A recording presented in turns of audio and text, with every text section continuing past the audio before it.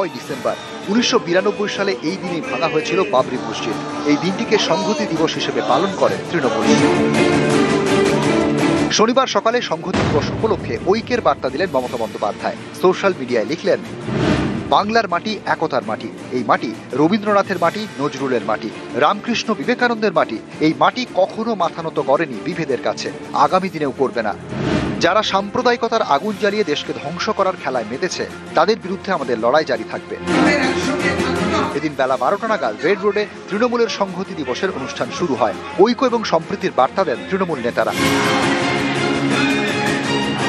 পাকিস্তান হয়েছিল ভারতবর্ষের থেকে, কিন্তু ধর্ম অন্ধতার কারণে আজকে পৃথিবীর সবথেকে 5টা দেশ যে পেছিয়ে আছে তার মধ্যে পাকিস্তান রয়েছে।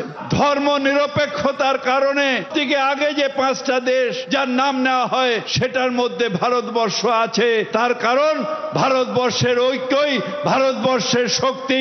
একসাথে সব সম্প্রদায়, সব ধর্ম, সব শ্রেণী সবাই একসঙ্গে থাকবে, এটা সংবিধান বলেছে।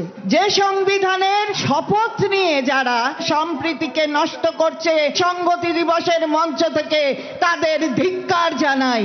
বাংলার প্রাপ্য টাকাটাকে বঞ্চিত করা, বাংলা গরিবের ঘর, আপনি তার মধ্যে হিন্দু, মুসলমান, বৌদ্ধ, খ্রিস্টানই দেখবেন।